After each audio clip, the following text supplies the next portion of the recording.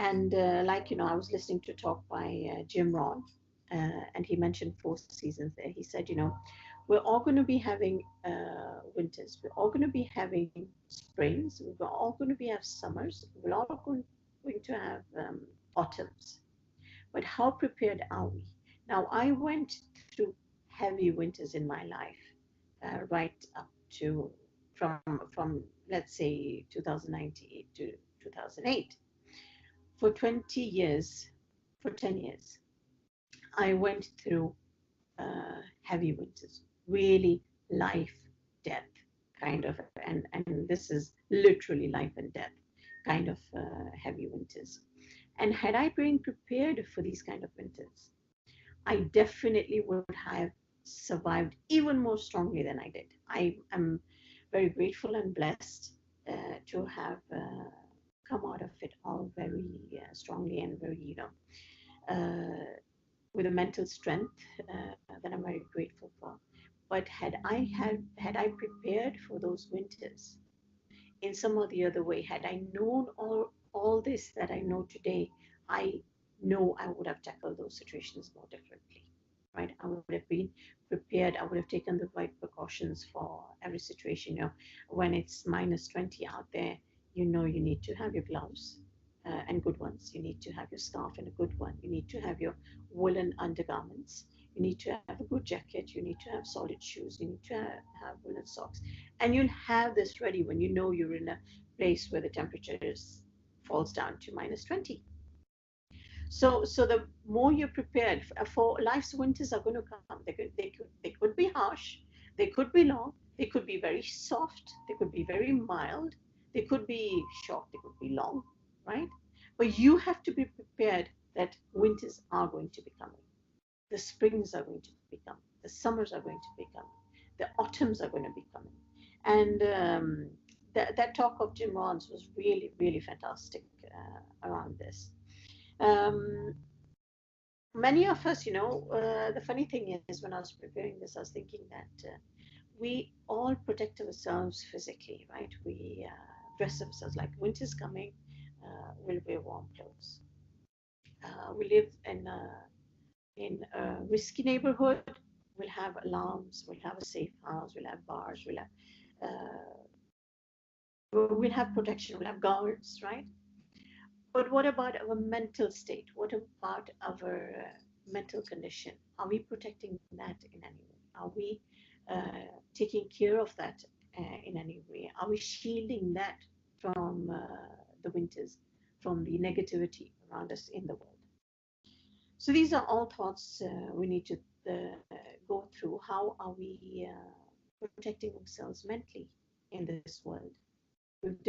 We've got a physical protection, we've got a physical care, everything, but how? What about the mental aspect of a being?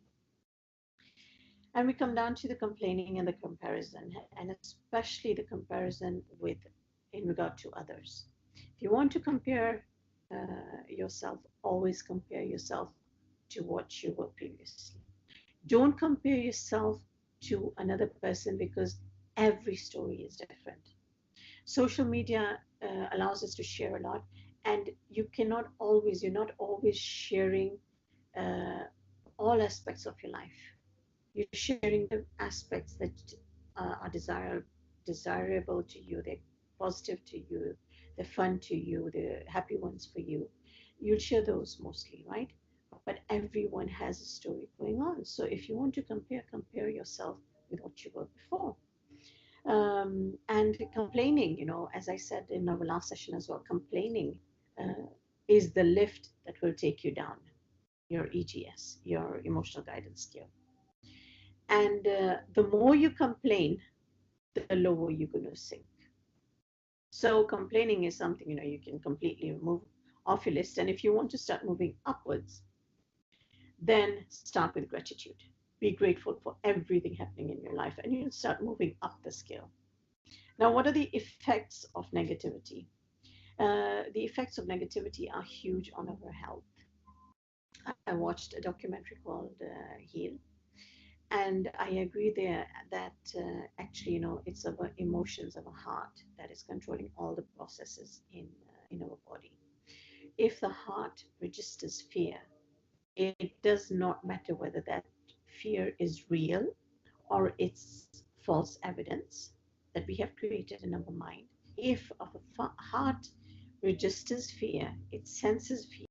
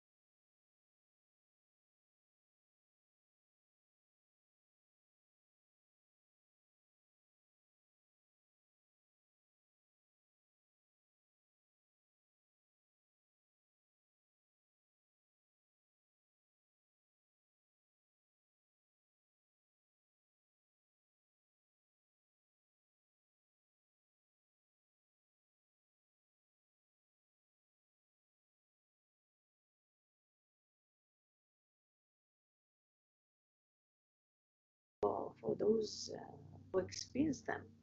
Uh, these are huge challenges, and we can stop this already early on if we know how, if we know patterns on the EGS, right? If we're monitoring our EGS. Uh,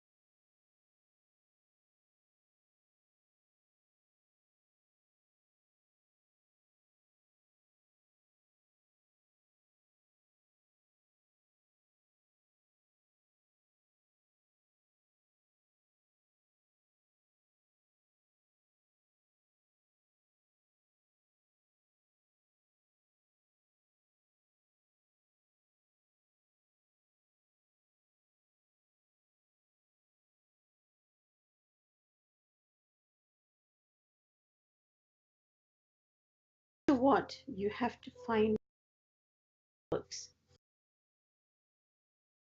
Just all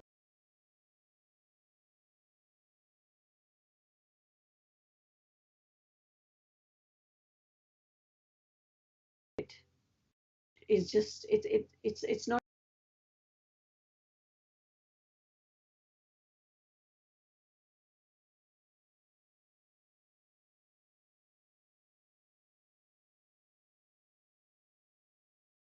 you allow yourself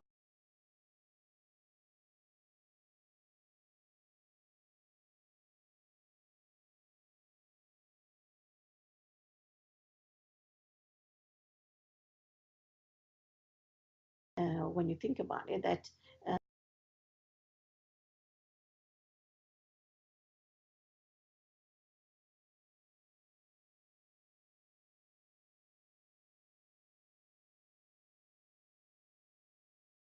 emotion seems to be lasting in your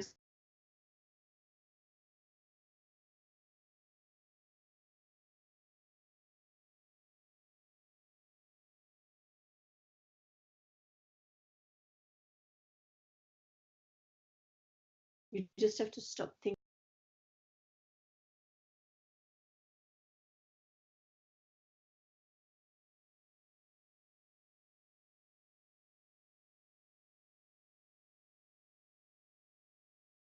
you're going to remain in that emotional state. So this is very easy. And you know, this morning while preparing for today's session, I was thinking, how do I know whether this is true or not? But what I do know is that this has worked so powerfully for me. It's also worked so powerfully for my son, who's just 15, and he faces challenges at times. And as we all do, the more the elder you grow, the more the bigger your challenges are. And I taught him this a while ago, and it has resonated so well with him that when he later on faces challenges, and I asked him, what do you learn? What do you know? I know that emotions just last a few minutes in my system, Mom.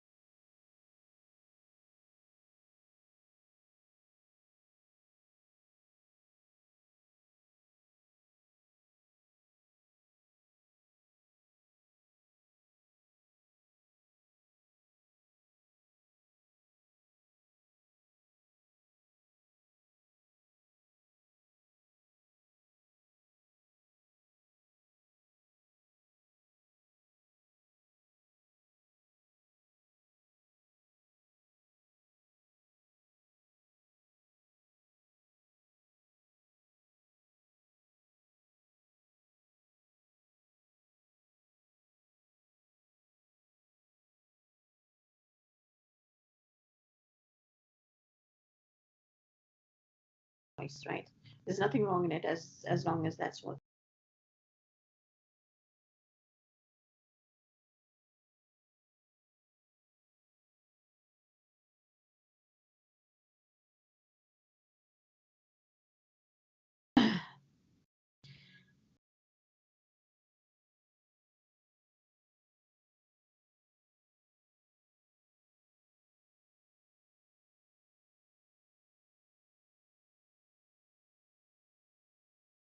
Or you feel that mentally you've fallen down.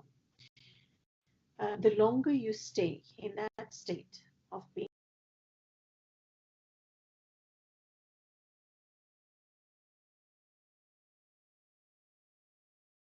either the bounce is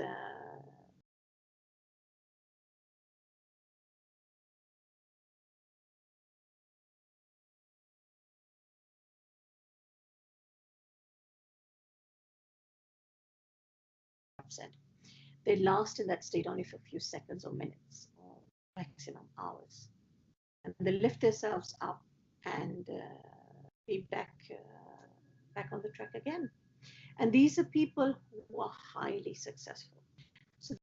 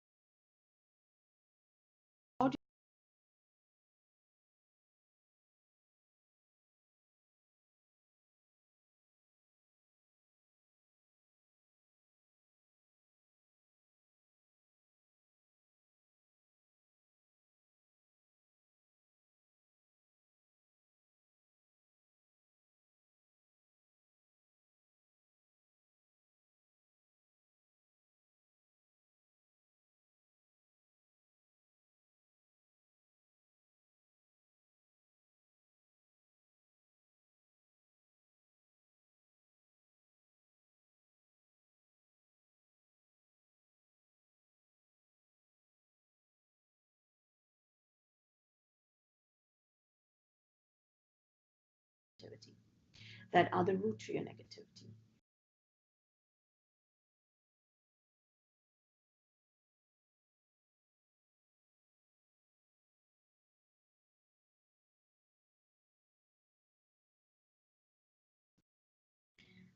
Uh,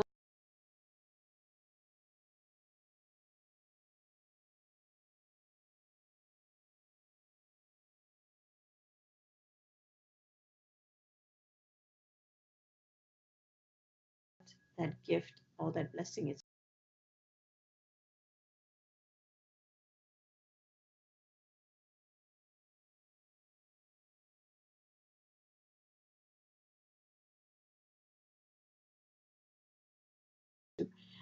to learn to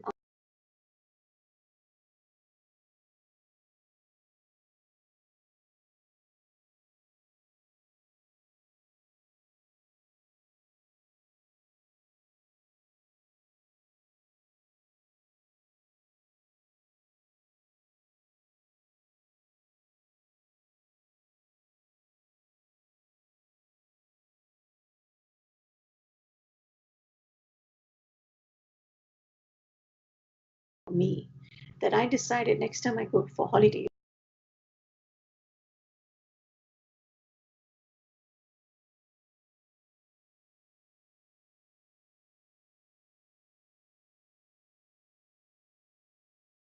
do right or things related.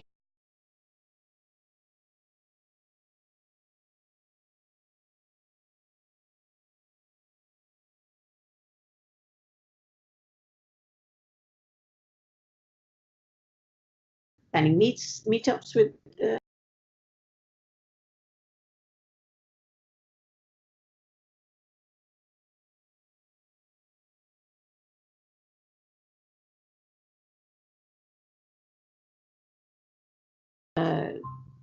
do you know I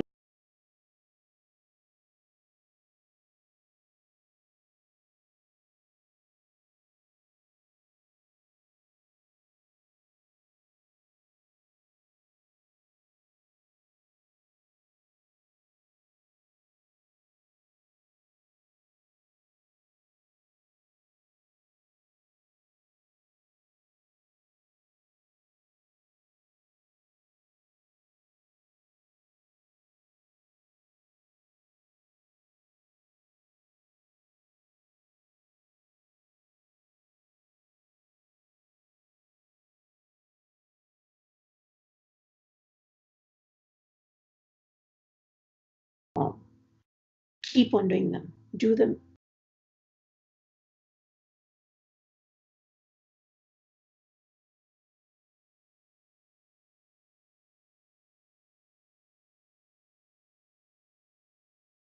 changing, right? If you're going to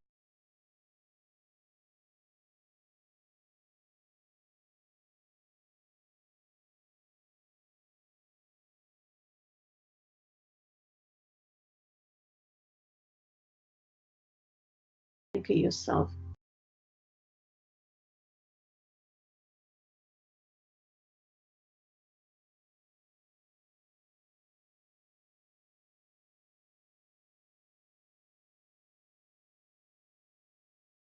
good within.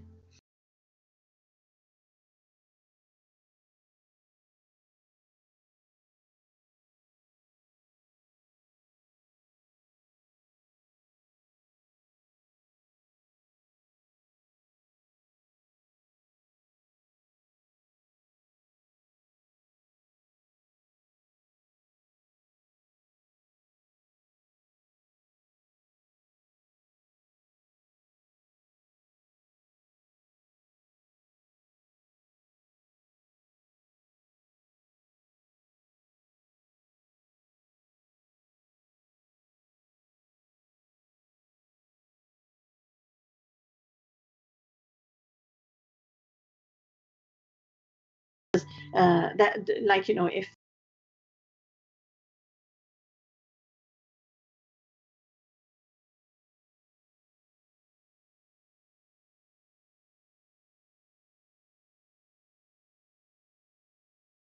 I'm allowing that exposure into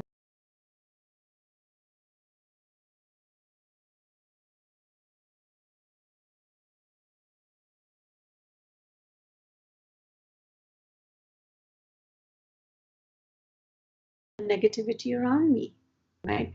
You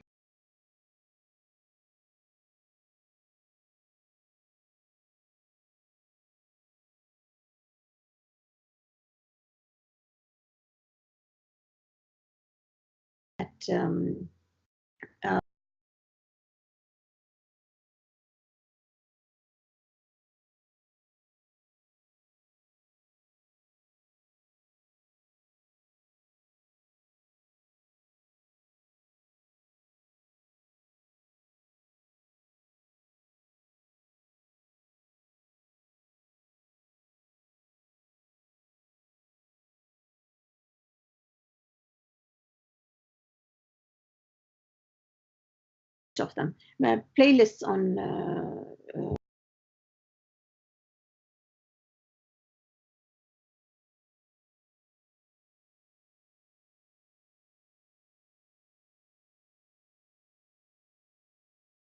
I love you, I'm sorry, please forgive me. Keep on repeating this. You have EFT, which is tapping. You have meditation. You have affirmations, and there's a lot about this on the internet. There's chanting. You can use gratitude. You can chant thank you. You can chant affirmations.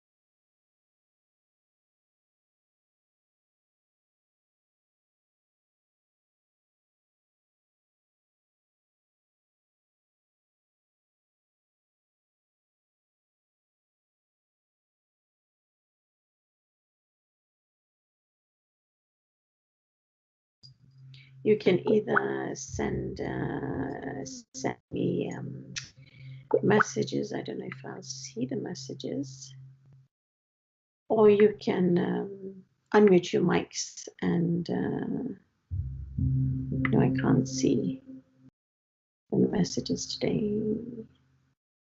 Yeah, maybe there. Yep, I'm always learning something new here. So you can write your questions and post them if you want. Any comments, any questions?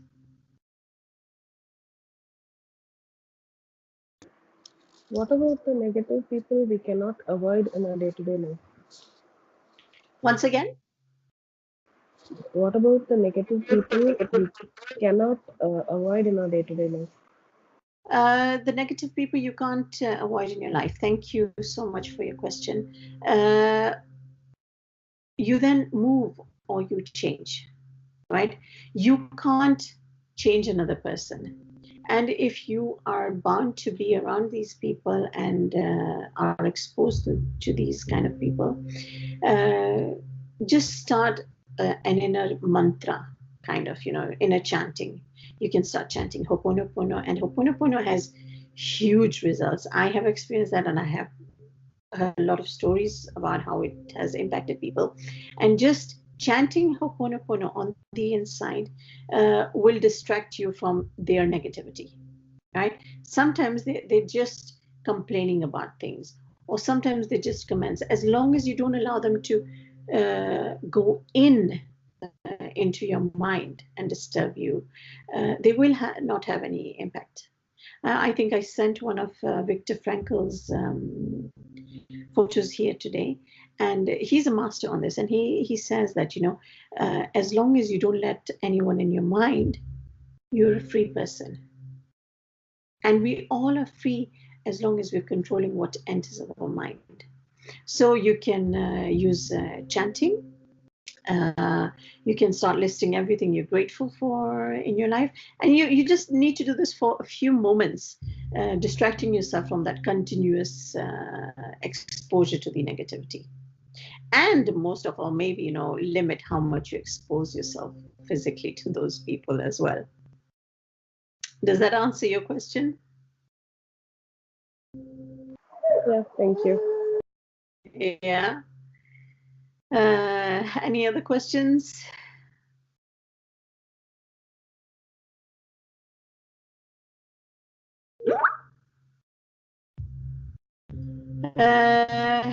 If we don't have any other questions, I think we'll end the session now. I'll just stop the recording here.